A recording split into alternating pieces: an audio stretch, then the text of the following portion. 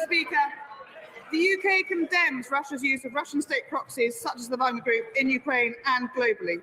And Wagner mercenaries operating in Ukraine in support of the Russian invasion, present in other conflict settings, including Mali and the Central African Republic, are continuing to bring us huge challenges. We are continuing to work with the Ukrainian government on tackling conflict-related sexual violence, including through UK expertise to support the investigations through the Atrocity Crimes Advisory Group, and we will not stop to provide that support. Final question, Rushanora Ali. Thank you, Mr. Speaker. The average cost of a full-time nursery place for a child under 2 when there's no government support costs around £14,000 a year, and much more in London. Can the Minister now get her government to put in the investment that's needed to fix the broken childcare system so that more mothers can return to work, particularly those who are single parents who struggle to return to work because of the lack of affordable childcare? Secretary. I thank the Honourable Lady for her question. This is, as I mentioned earlier, an issue that the government is working very, very hard on. And what I will do is raise this with my right honourable friend, Secretary of State for Education, who can write to her and address those concerns more fully. Before we come to Prime Minister's questions, I'd like to point out that the British Sign Language interpretation of proceedings is available to watch on Parliament Live TV. We start with Prime Minister Margaret Parrier. Question number 1, Mr. Speaker. Minister. Mr. Speaker, I start wishing everyone a happy Burns night, especially to those celebrating in Scotland. And Mr. Speaker, as we prepare to mark Holocaust Memorial Day, I'm sure the whole House will join me in paying tribute to the extraordinary courage of Britain's Holocaust survivors, including 94-year-old Eric Hirsch, who is with us here today. This government will legislate to build the Holocaust Memorial and Learning Centre next to Parliament, so the testimonies of survivors like Eric will be heard at the heart of our democracy by every generation to come. Mr. Speaker, this morning I had meetings with ministerial colleagues and others in addition to my duties in this House. I shall have further such meetings later today. Thank you, Mr. Speaker. Shockingly, 1 in 6 women in the UK have experienced economic abuse. This is not just about money, but they restrict access to other resources, food, housing or work.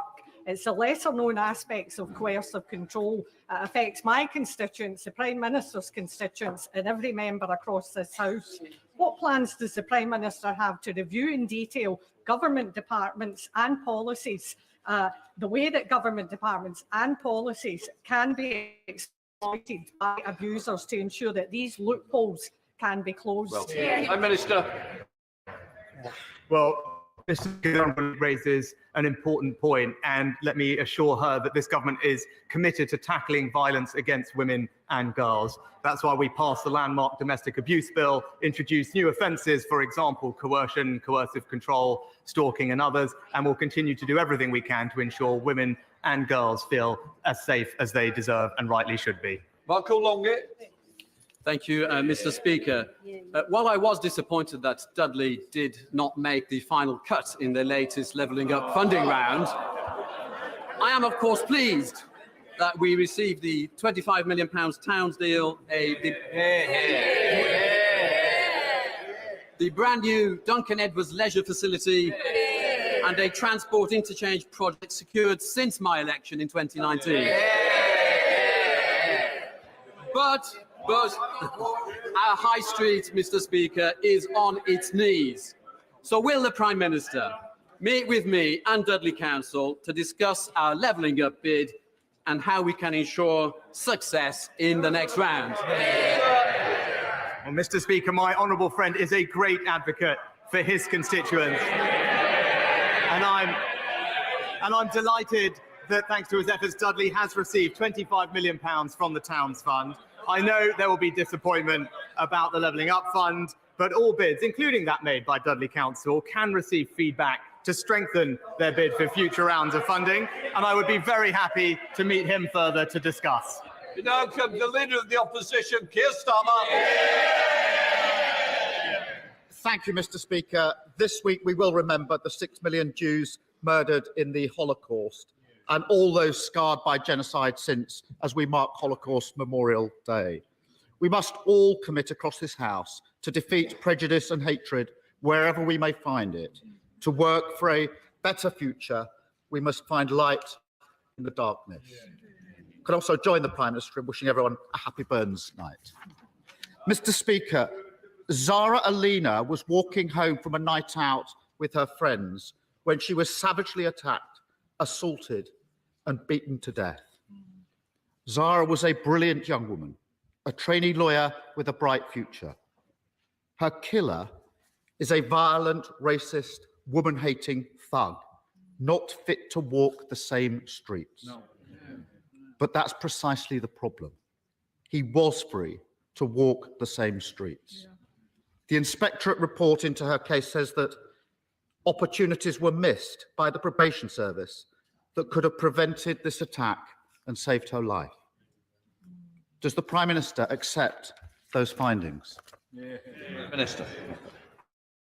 Speaker, this was a truly terrible crime. And as the Chief Inspector has found, the failings in this case, and indeed others, were serious and indeed unacceptable. In both of the cases that are in the public domain, these failures can be traced to failings in the initial risk assessment, and that's why immediate steps are being taken to address the serious issues raised. Keir Starmer. I'm glad he accepts those findings.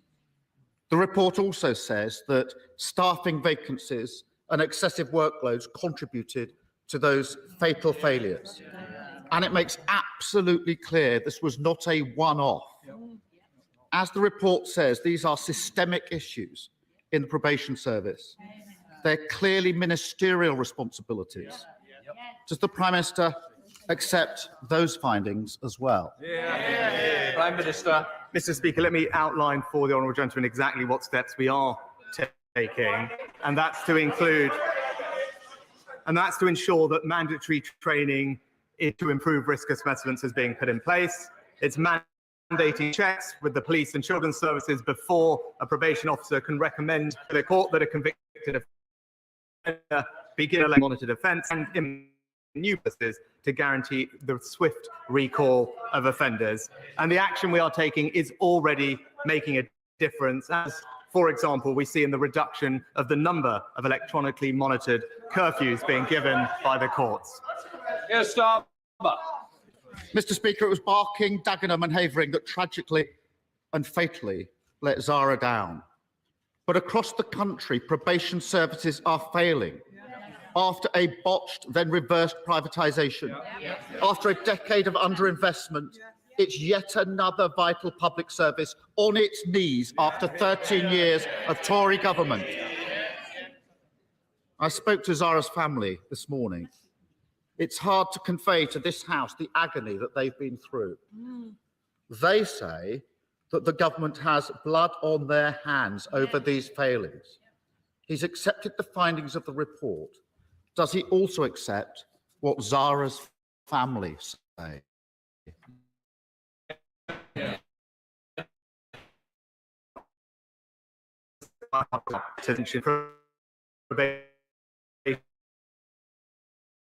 And where appropriate. And with regard to the overall service, because of the extra investment we're putting in, there's now £155 million a year being put into the probation service so that we can deliver better supervision of offenders.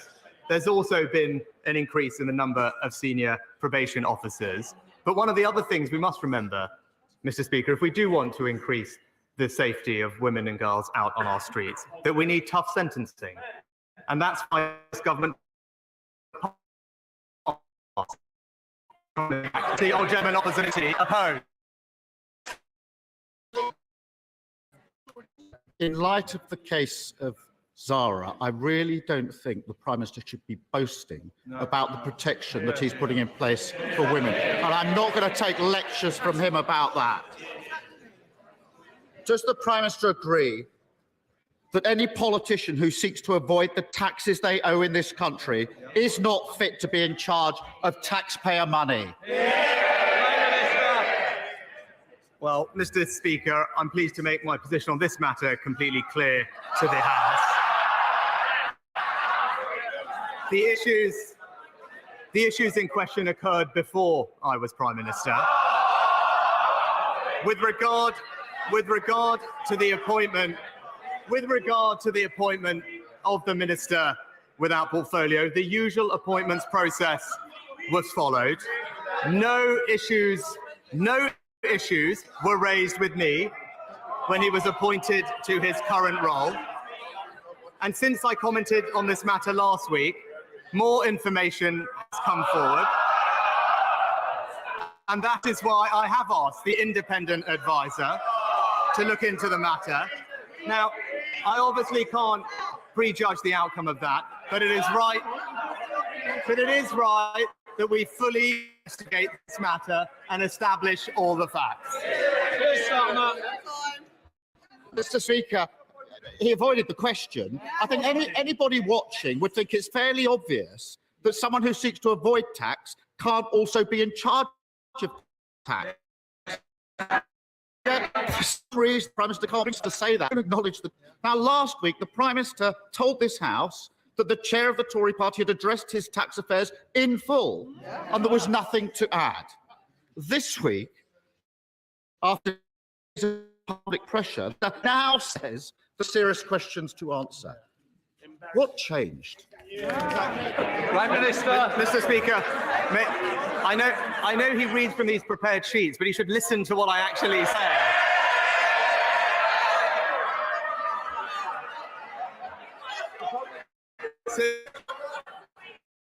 Seated on this week, more, including a statement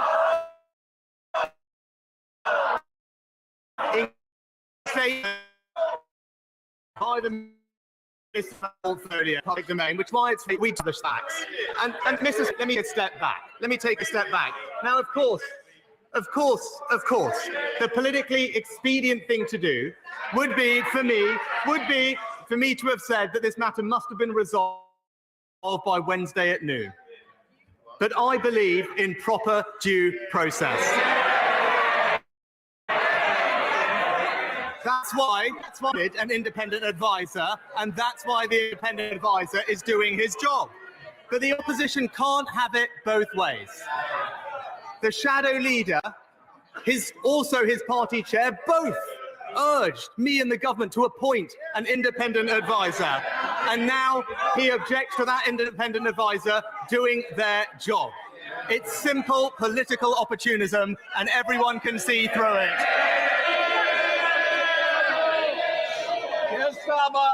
We all know why the Prime Minister was reluctant to ask his party chair questions about family finances and tax avoidance. But his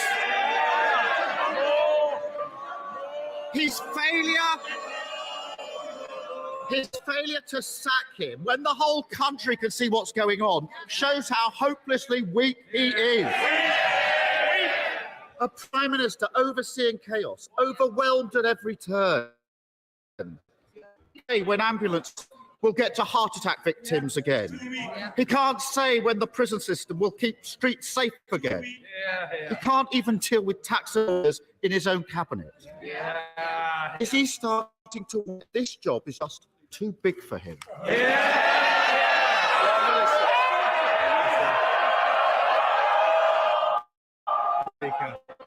Mr. Speaker, the difference between him and me are by my values and my principles, even when it is difficult. When I disagreed fundamentally with the previous Prime Minister, I resigned from the government. But for four long years, he sat next to the member for Islington North. When anti-Semitism ran rife, when his predecessor sided with our opponents. That's what's weak, Mr. Speaker. He has no principles and just petty politics.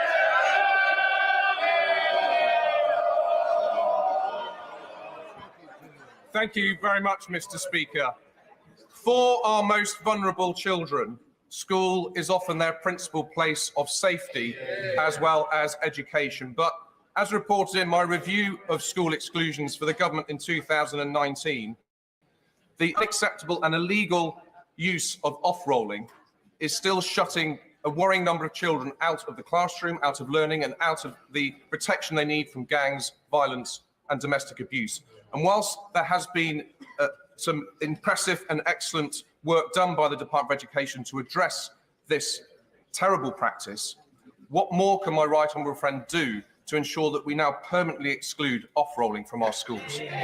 Prime Minister. Well, my honourable friend raises an important issue, and the government is clear that off-rolling is unlawful and unacceptable in any form. And the Department for Education continues to work with Ofsted to tackle it. Where Ofsted finds it, it will always be addressed in the inspection report, and it could also lead to a school's leadership being judged inadequate. We now come to Leader of the SNP, Stephen.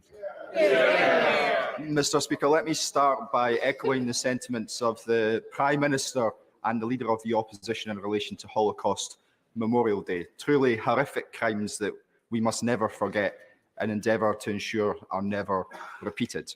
May I also send my heartfelt thoughts, and indeed I hope those of all across the chamber, to the firefighter who's in serious condition in Edinburgh at this moment in time following the blaze in Edinburgh just a few days.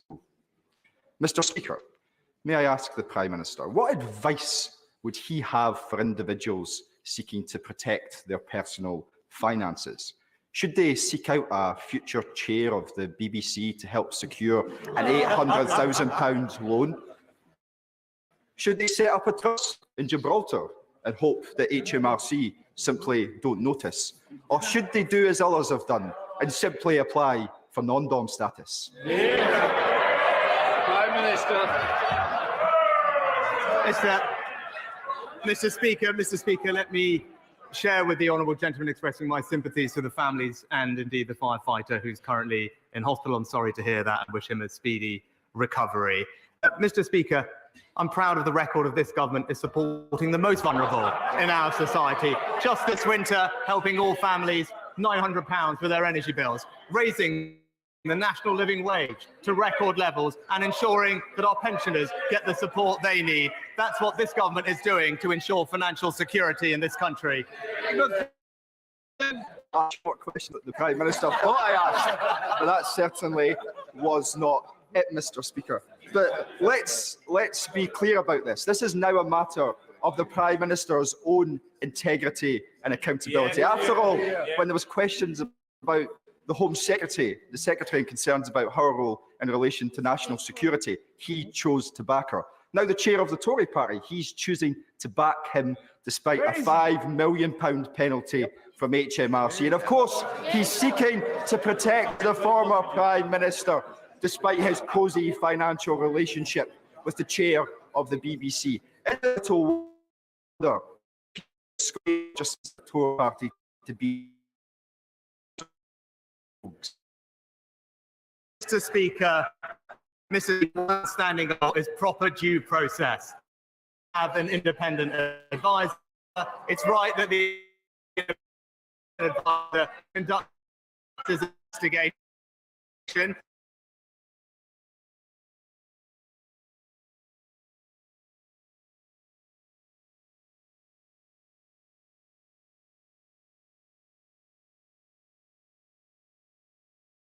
That's how we will ensure accountability, and that's what I will deliver. Rob Roberts. More people than England waiting more than 2 years for NHS treatment, despite having less than 5% of the population. Sad case of devolve and forget, unfortunately, which does a disservice to my constituents in Delhi. Could the Prime Minister confirm that the UK government remains concerned about the healthcare of the people in Wales? And given that the North Wales Health Board has had it for 8 years, could he come up with a way of putting the Welsh Labour government into special measures? Prime Minister. Well, Mr. Speaker, as the honourable gentleman highlights, the NHS right across our union is facing pressure because of some of the challenges of flu and COVID in particular, causing high bed occupancy this winter. We are focused on delivering on the people's priorities and bringing down the backlog. We've currently already eliminated waits of over 2 years. And as the honourable gentleman says, there's more to go. That's why our investment this week into mental health treatment will ensure that we can ease the pressure further in A&E, and I continue to delivering that across the country. So Geoffrey Donaldson. Thank you, Mr. Speaker. Can I echo the comments of the Prime Minister in relation to Holocaust Memorial Day? And as we think of the situation in Ukraine, we also extend our best wishes to President Zelensky on his birthday today. Freedom of religion or belief is important in this country. Isabel von Spruce was praying silently outside an abortion clinic in Birmingham when she was arrested and questioned by the police, not about her written or spoken words, but about her thoughts. We value freedom of religion or belief in this country. Will the Prime Minister commit to examine the laws of the United Kingdom to ensure that this country remains a beacon for freedom of religion or belief across the world? Prime Minister. Well, Mr. Speaker, of course, we believe in freedom of religious expression and belief in this country, but we also are balancing that with the rights of women to seek legal and safe abortions. That is currently being discussed in this Parliament. These matters are always matters of free vote, and I know members will treat them with the sensitivity that they deserve. Dr. Liam Fox. Thank you, Mr. Speaker. Innocent civilians are being murdered in Ukraine on Putin's orders as we speak. And as we see in a warmed House of Commons, families are freezing because their electricity is being cut off by Russian forces. Putin believes that Ukraine is more important to him than the free world and is moving to a full war footing. So the Ukrainians must make gains on the battlefield, and the next 6 months are crucial. They need a full range of weapons, Mr. Speaker, air defence, artillery, longer range missiles and tanks, and enough to make a real difference.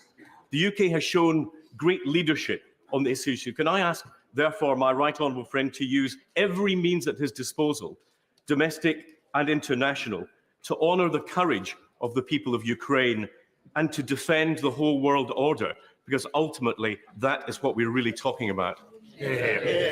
Prime Minister. Well, Mr. Speaker, I've made clear that the UK and our allies must accelerate our efforts to ensure Ukraine wins this war and secures a lasting peace. Last year, the United Kingdom provided £2.3 billion in military aid to Ukraine, the largest package of support of any European nation, and we will at least match again this year. And as my right honourable friend knows, last week I announced that we would gift many battle tanks as part of the next major package UK Ukraine, and I'm pleased that our friend and allies are preparing to follow our lead. Mr. Speaker, London has all prime property, shopping, schools, even the perfect time zone for money laundering. And while they're having with Russian oligarchs, it's just we know that there are items that we all condemn on both sides of this House that are running bogus Islamic centres just front to stash cash, amongst other things. So when will the NCA be adequately financed so we can be a world leader in anti-corruption, as we promised in 2016? Or is there a lack of political will to upset the apple cart? Well, Mr. Speaker, the honourable lady should know that we're currently in the process of legislating the Economic Crime Bill, which puts in place many more measures to allow us to tackle some of the issues that she raised, and also introduces the Economic Crime Levy, which will provide considerably more funding to tackle economic crime in the UK. Mr. McCartney. Thank you, Mr. Speaker. The Trans-Pennine Rail upgrade is underway, which is good news, with stations in Slough and Marsden getting improvements. But what's not such good news, Mr. Speaker, is the dozens of daily rail service cancellations by Trans-Pennine Express, which is causing absolute misery for my constituents, trying to get to work, trying to get to college, to visit family. The franchise is up in May, Mr. Speaker. So does the Prime Minister agree with me? Enough is enough. If Trans-Pennine Express don't get to grips with this, we need to strip them of the franchise and get somebody in who will deliver the reliable rail services for my constituents. Well, Mr. Speaker, we have been, the current service is simply not acceptable. North Partnership is working with a company on a service improvement plan, and my honourable friend, the Rail Minister, is having weekly meetings with them. As the honourable gentleman points out, Trans-Pennine Express contract does expire in May, and whilst there are currently discussions about that new contract, if ministers conclude that the operator cannot be turned around, then other decisions may be made. Olivia Blake. Mr. Speaker, from Rwanda to deaths in the Channel and the latest scandal of missing children, refugees and campaigners have today gathered outside Parliament to highlight the impact of the hostile environment on people in the migration and asylum system. Rather than cruel gimmicks like Rwanda, it isn't the best way of tearing Channel crossings, saving lives and breaking the business model of criminal gangs to introduce safe and legal routes to claim asylum. Well, Mr. Speaker, this just is about fairness. It's about fairness for those that seek to come legally. It's about those who are here and our ability to integrate those who we want to. Cycle criminal gangs, which are causing untold misery, leading to deaths in the Channel. And that's why we will introduce legislation that makes it clear that if you come here illegally, we will be able to detain you and swiftly remove you to a third country. It's a reasonable and common sense approach the vast majority of the British public supports. Sir Oliver Hill. The Prime Minister will be aware of my concern that mental health patients should not be forced into accident and emergency departments when what they really need is specialist care. Can he say more about the extra money that's available for urgent mental health care facilities, and also what impact he thinks that'll have, first on the treatment of mental health patients, but also on the general situation in A&E departments? Prime Minister. My right honourable friend is absolutely right. People in mental health crisis deserve compassionate care in a safe and appropriate setting.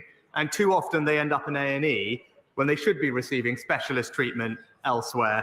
This week's announcement is in mental health ambulances, crisis cafes, crisis houses, and mental health urgent treatment centres. Will make sure that patients do get the vital help they need whilst easing pressures on emergency departments and freeing up staff time. My right honourable friend is absolutely right to highlight this issue. Our announcement this week will make a major difference. Philip Siddiq.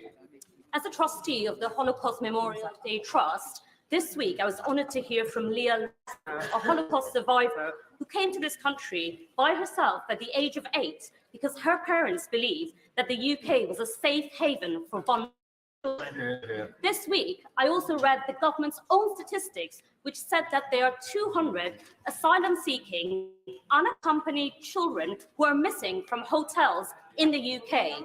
Ministers have admitted that they have no idea about the whereabouts of these children. Could I ask the Prime Minister, does he still think that the UK is a safe haven for vulnerable children? Mr. Speaker, the United Kingdom has opened up its hearts and homes to hundreds of thousands of people over the last few years, from Syria, from Afghanistan, from Ukraine, from Hong Kong, and provided refuge and sanctuary to many children in that process. But the reports that we have read about are concerning. Local authorities have a statutory duty to protect all children, regardless of where they go missing from. And in that situation, they work closely with the local agencies, including the police, to establish their whereabouts. And that's why it's so important that we end the use of hotels for unaccompanied asylum seekers and reduce pressure on the overall system. That's what our plans will do. Thank you, Mr. Speaker. Constituents in Southend and Rochford very much welcome the energy bill support scheme that's helped 99% of households around the United Kingdom with rising fuel prices, despite Putin's barbaric war in Ukraine. Can the Prime Minister assure my constituents, and indeed this House, that he's committed to continue helping with the cost of living, not only this winter, but next winter? Well, my honourable friend is absolutely right about this government's commitment to support all families with the cost of living. This winter, around £900 of support, but next year, as the energy price guarantee evolves, it will still be there to support families with around £500 of support. And this comes on top of record increases in the national living wage, worth about £1,600, and supporting our pensioners and the most vulnerable by inflating their benefits and pensions with inflation. Live effort. In 2021, the government enabled Jamie Prigozhin, former chef to Putin, founder of Wagner, to dodge UK sanctions to pursue a case in London against British journalist Elliot Higgins, who had exposed Prigozhin's link to Wagner. Prigozhin believed that silencing Higgins would get his sanctions lifted. The overriding of UK sanctions was approved by the Treasury when the Prime Minister was Chancellor. Prigozhin's English lawyers wrote that serving notice on Higgins, and I quote, will require Treasury approval. So what values did the Prime Minister apply when he allowed a Putin warlord to use our courts to try to silence a British journalist and undermine UK sanctions? Well, Mr. Speaker, I'm proud of our record in leading, actually, when it comes to sanctioning those people connected with the Putin regime. I think at last count we've sanctioned over 1,000 people and frozen tens of billions of pounds of assets. I am aware of the case he's raised. We are looking at it. But there is, as he knows, OFSI, who deal with the licensing situations in these matters. But I'm happy to get back to him on the specific case that he raised. Nicola Richards. Thank you, Mr. Speaker. May I echo my right honourable friend's comments on the importance of Holocaust Memorial Day and welcome his renewed commitment today regarding the Holocaust Memorial and Learning Centre. Will the Prime Minister join me in encouraging members from across the House to sign the Holocaust Educational Trust Book of Commitment, which will be in Parliament today and tomorrow, pledging to remember the Holocaust, fight anti-Semitism and to support the important work of the Holocaust Educational Trust? Prime Minister. I thank my honourable friend, and as I said earlier, we will help build the Holocaust Memorial and Learning Centre next to Parliament. So a powerful reminder of the Holocaust, its victims, and where prejudice can lead if unchallenged. I also join her in thanking the Holocaust Educational Trust for their fantastic work, and I join my honourable friend in encouraging all members to sign the Book of Commitment, as I will be doing. Mr. Speaker, a week ago, my constituent, Ali Reza Akbari, was executed by order of the regime in Iran. In the 3 years preceding and the days following his murder, the UK government made little effort to protect the life or protest the death of a British national. Tomorrow, Mr. Akbari's family and I meet the Foreign Office Minister. They want to hear what help the government can offer them at this time of their greatest suffering. Today, this House wants to hear from the Prime Minister what sanction he will impose on the regime beyond the trifling steps taken so far.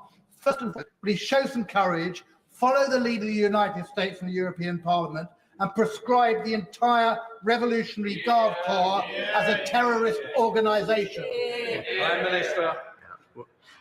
Mr. Speaker, the regime is prolonging the suffering of the family, and it is sadly typical of their disregard for basic human dignity. I've spoken before about my views in Iran when I was before the Liaison Committee, and Iran must now provide answers about the circumstances of his death and his burial.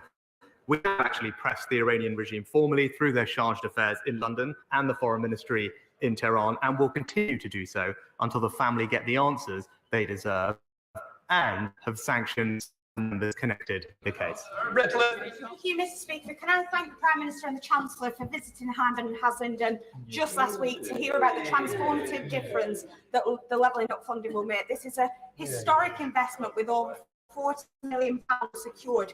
So does he agree with me that we're delivering it on exactly what was promised in 2019 to the areas that have forgotten the most, like Hambden and Haslingden? And will he visit once works are completed to see the difference himself?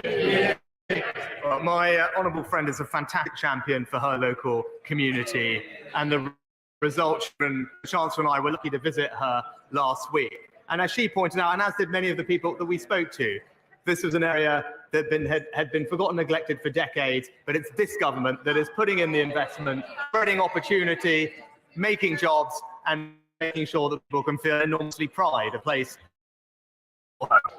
Mr. Speaker, does the Prime Minister realise that most people in my constituency think it's his role to keep our country safe? Yeah.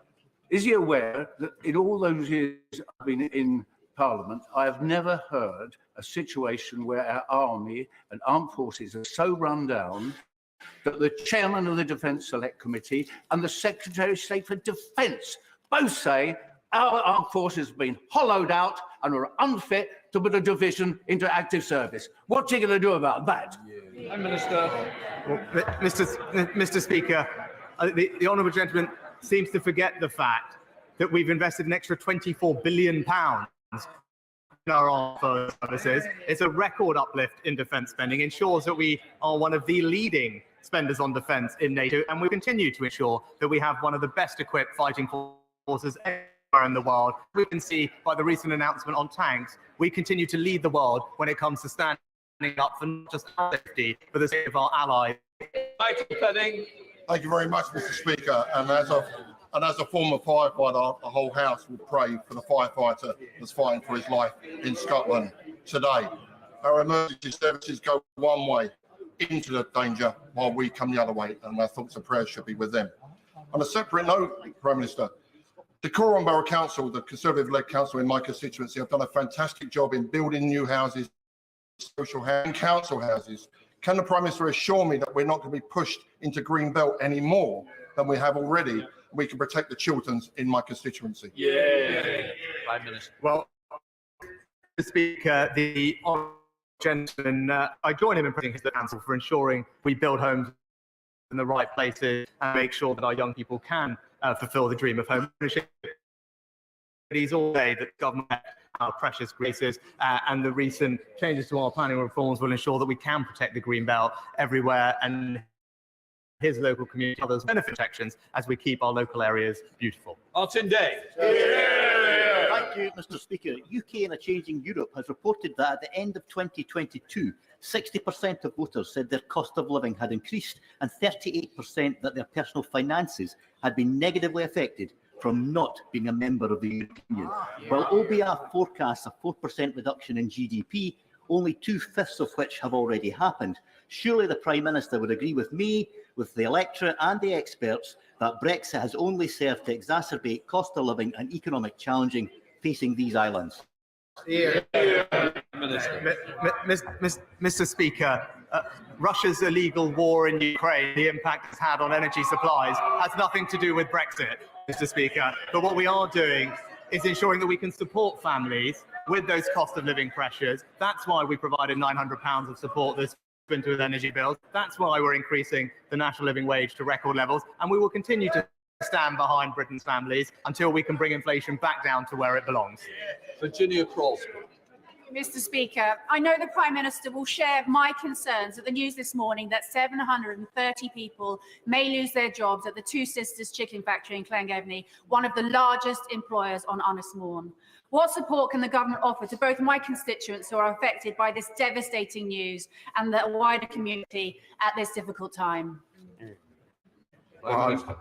Mr. Speaker, I'm very sorry to hear about the job losses that the Honourable Lady raises. My thoughts are with those affected and their families. I know how distressing that will be for them. I'm pleased to say that DWP has procedures in place to support communities when situations like this arise, and we will work very closely with her to do what we are doing everywhere across the country, and that's provide good, well-paid jobs for everyone, because that is the best way to build a happy and secure life. Caroline Barris. Thank you, Mr. Speaker. Exercise is essential for both physical and mental well-being, but with spiral energy costs, many venues like the Freedom Leisure Centres in my constituency are struggling to cope. While some sectors will receive extra support, the support and leisure industry will not.